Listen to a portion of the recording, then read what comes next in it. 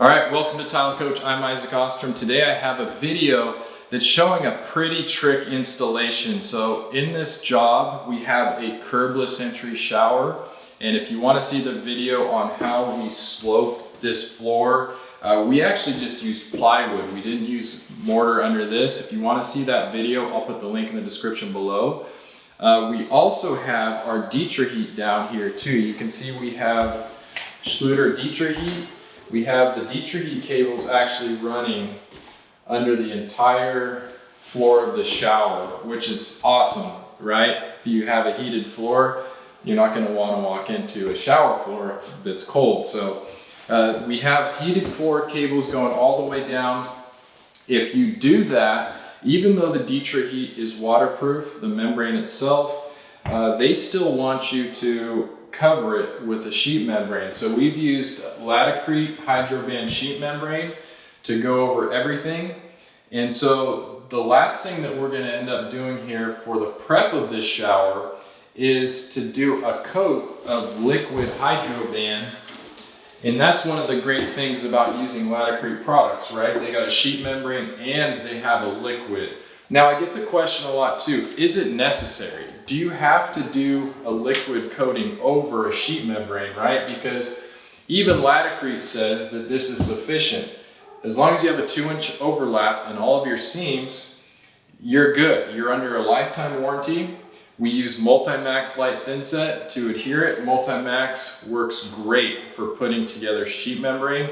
And in my testing, there actually is very, very minimal wicking between the sheets of membrane when you use Multimax Lite. That's why we do it. But in certain circumstances, I still think it's good to put a second coat of waterproofing, and I'm going to tell you why.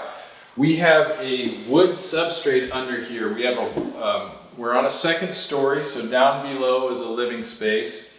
If this was a slab installation on a single story home, concrete foundation, we probably wouldn't need to do that. But in this instance, I just want to use the belt and suspenders, right? I want the best possible waterproofing method. And I think this is it. We have sheet membrane and we're going to go over it with liquid hydroband, especially in the areas that are tricky to fold and lap the membrane. I mean, we did a really good job on this, getting all of our laps correct with 2-inch overlap you see here. But this area is going to get a ton of water. There's going to be constant water here when this shower is in use. So I think in the vulnerable areas, we're going to go ahead and use this. So what we did is we took the plastic cover off because I do want to get the waterproofing all the way up to the edge. And we want to cover all the vulnerable seams. And I'm going to go at least up 6 or 8 inches here, just in case anything wicks up. So again, this is, we got a nice slope here. You can see we got a nice 1/4 inch per foot. We did all of this with plywood. We have no mortar, we have no foam under here. We trimmed down the joists at an angle to make this. And I always like to show this. You can see even with plywood, we were able to get this level, flat surface for our 12 by 24 tile that's going to be going on here. So I'm just going to use a brush, and again, just go on. We got a seam right here, so I'll end up doing this, and definitely around the drain, I'm going to put a coat of hydroband. But this is a nice brush for doing it. You can see I'm also going out past. Even though the shower door is here, I want this thing to be waterproof out past it because water does wick through the thinset. And the Laticrete membrane is waterproof itself. That's what's nice. But of course the seams, the sheets where it comes together, it is not.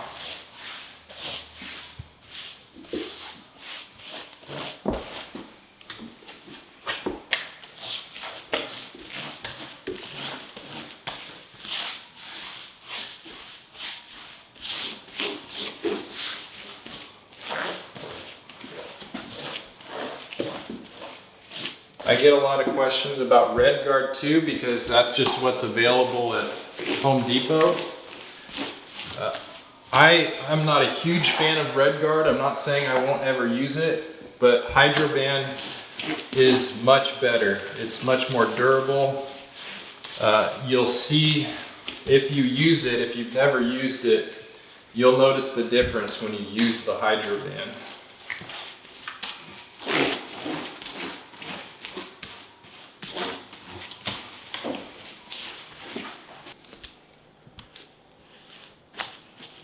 So I'm just gonna go right along up the edge of, even though this Curdy line drain has the flap that goes up, there's no seam at the wall here. It's completely bridged.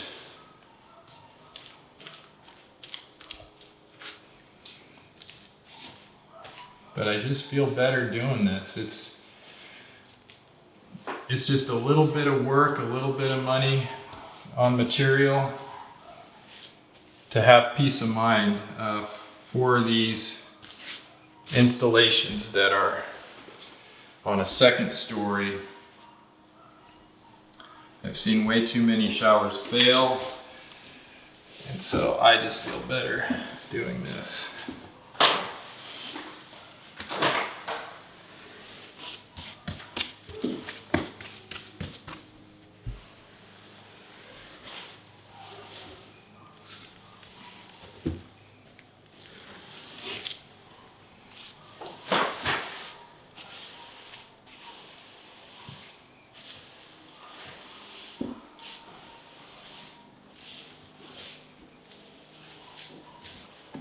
It's pretty neat to see too on social media. Since I started making my videos, I see a lot of professional installers incorporating this same technique, using the liquid along with the sheet membrane. And so it's nice to know that my videos are having some influence on making our installations better. And in particularly, I just appreciate Laticrete for having the products available to make this happen. And again, they don't require that you do this. They'll still warranty without it, but they don't say that you can't do it. You're using both of their products. So here's another good spot where, you know, any of these corners where the folds can be tricky is a good spot to do this. I'm just gonna feel better about it with this happening.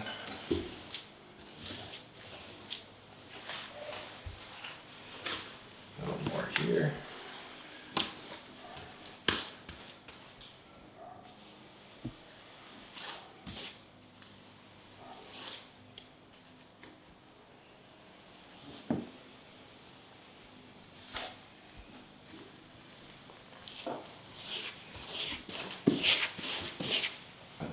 Okay, so while I'm doing my coaching programs, one of the main questions I get is, do you need to do this? Because my viewers have seen my videos, and I've shown testing where water will wick in between sheets of membrane, and they go, well, do I really need to do it? And my advice usually is, I say, you don't have to, you're still gonna be good, but if there's any areas that you see that you're a little questionable about, and that would be like anytime there's little creases, because it's hard to get this sheet membrane perfectly flat with no folds, no wrinkles or anything.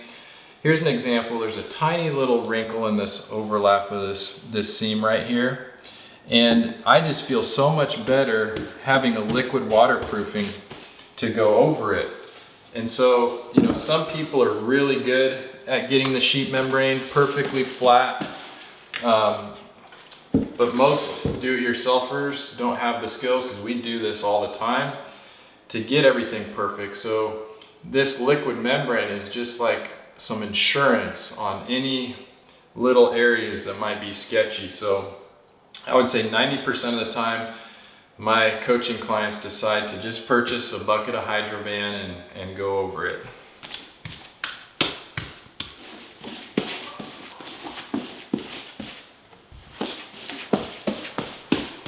And it doesn't hurt to go more too.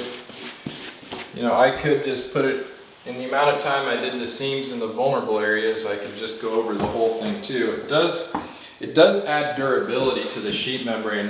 Then you can walk on it, because liquid hydroban is much more durable than the fleece on the sheet membrane.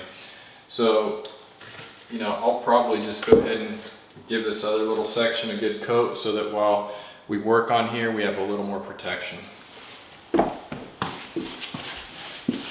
Okay, so that took us about 15-20 minutes. That's all it took, plus about, you know, maybe $20 in material. So to get that assurance that I'm doing the best thing possible for this shower, it's totally worth it. So we're all done with this part of the prep. We're gonna let it sit over the weekend. We'll do a water test on it. But if you wanna see the other parts of the project, again, I'm gonna put the links in the description below. You can see how we made this niche on an exterior wall. You can see how we sloped this floor.